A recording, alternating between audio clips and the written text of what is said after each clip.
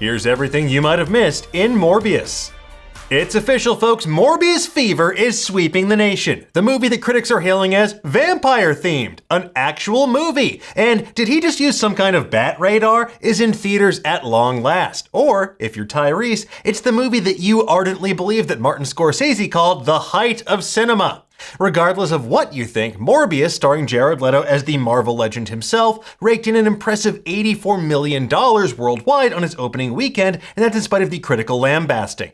Now, if you want to read what Nerdist's own critic Kyle Anderson thought of this film, you can check out his review now on Nerdist.com. Regardless of what you thought about Morbius, though, we do have a solemn duty to pore over every frame of comic book films to look for Easter eggs and hidden details. And that's exactly what we're going to do today. We're going to break down the Easter eggs, things you missed, and talk about those post-credit scenes just a little bit.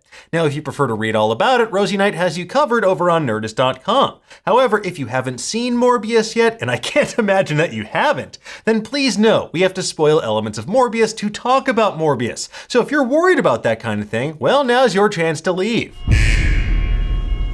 Alright, let's get into it, shall we? So for the comic book faithful out there, the film does a reasonably good job of adapting Morbius' origin story from the comics. It's straight out of the pages of Amazing Spider-Man number 101 by Roy Thomas and Gil Kane. Much like when Mr. Burns wanted to have a monkey knife fight, Michael Morbius heads to international waters to conduct his risky, scientifically questionable experiments on himself. And much like in the movie, things go horribly wrong. He murders a bunch of mercenaries and then dives into the ocean to escape.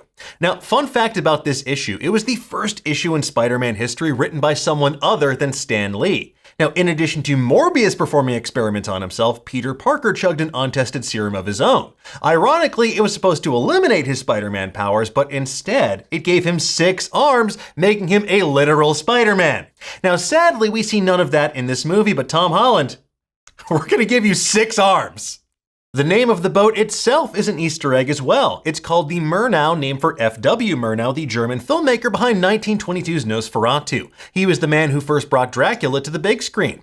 Now, those production delays for Morbius wound up making this Easter egg extra special for Nosferatu because just last month it celebrated its 100th anniversary on March 4th.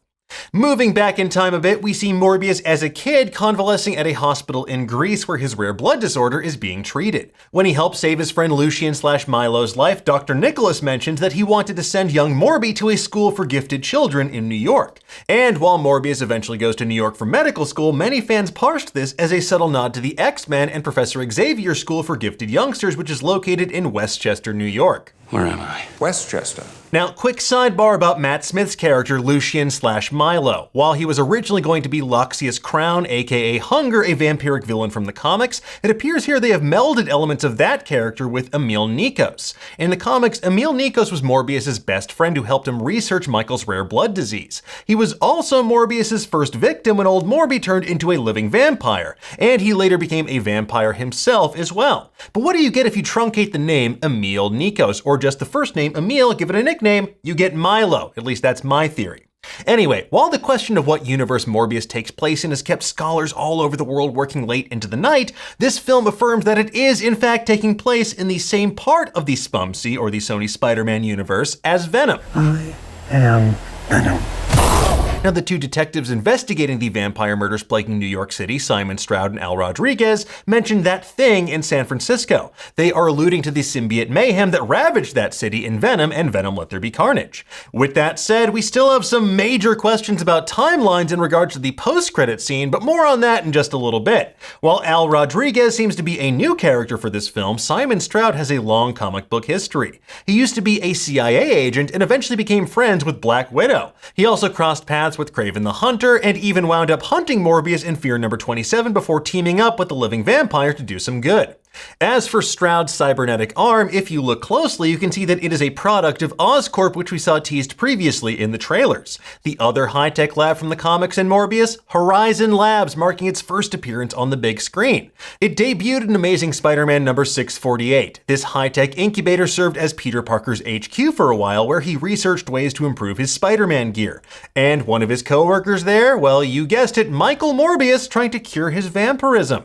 Moving on, we see numerous copies of the Daily Bugle in this movie, and they are all chock full of little Easter eggs tying back into the Spider-Man comics. One issue includes stories about a rhino on the loose, leading many to wonder if Paul Giamatti is somewhere off-screen in a giant mech suit. I am Rhino! Another teased Black Cat, friend or foe, maybe referencing the Felicity Jones and Felicia Hardy Black Cat plans from the Amazing Spider-Man movies.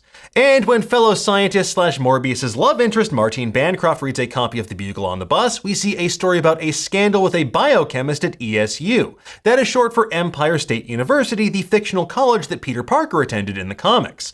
Now this could be a nod to Dr. Miles Warren, the disgraced biochemist turned supervillain better known as the Jackal. Another headline reads Chameleon's Great Escape, and that seems like an obvious reference to Dmitry Smerdyakov, aka the shape-shifting villain known as Chameleon.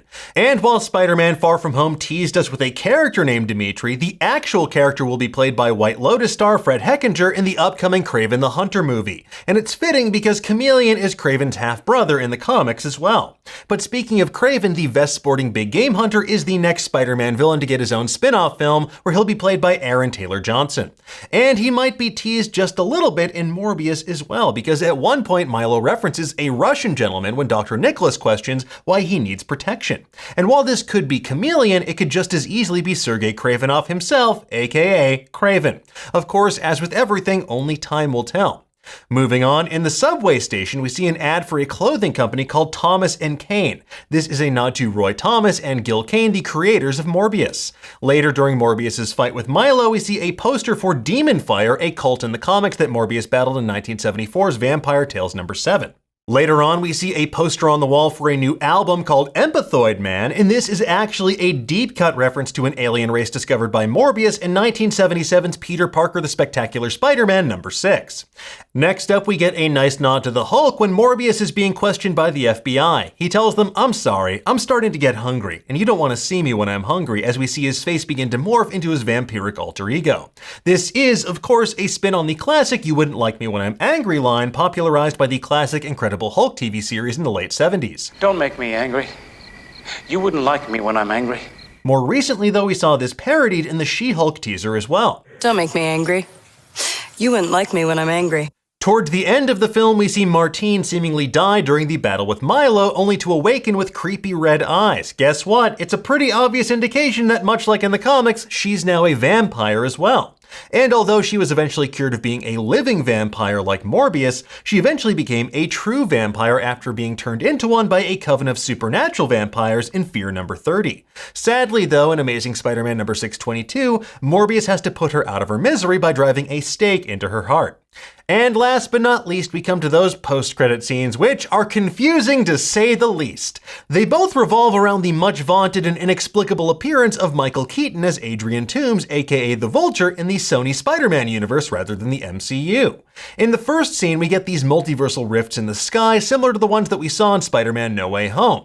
Out of nowhere, Toomes appears in a prison cell in the Sony Spider-Man universe, and he jokes that he hopes the food is better in this joint. A news report mentions that he mysteriously appeared in the cell, and because he's not a supervillain or a criminal in this reality, they have no choice but to let him go.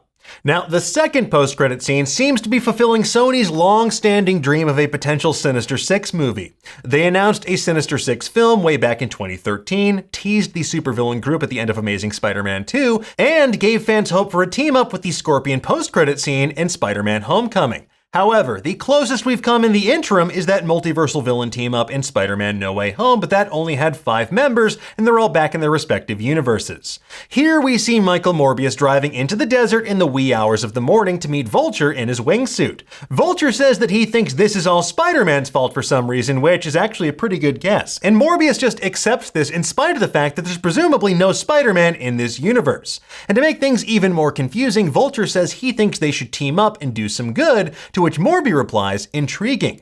While Morbius has admittedly murdered a lot of people, he's more of an anti-hero than a villain at his core.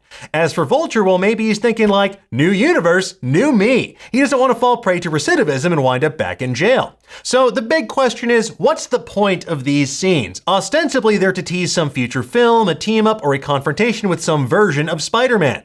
The likeliest answer, though, is they're going to recast the Sinister Six as a group of anti-heroes rather than outright villains. They have to come together to stop some larger evil. evil. So far, that group would seemingly include Venom, Morbius, Vulture, and potentially Kraven. Of course, there's also a Madame Web movie on the way, which I don't think anyone had on their Marvel movie bingo cards, but hopefully that means she can tell us what the hell's going on in the Sony Spider-Man universe, because at this point, it's anybody's guess. For now, though, we'll keep our bat radar on the lookout for any news, clues, and updates about what's coming down the pipeline. In the meantime, though, folks, tell us, what did you think of Morbius? Did you spot anything that we missed? What if I can't? Let us know in the comments below, and for the latest and greatest in the world of pop culture, make sure you stay tuned to Nerdist.com.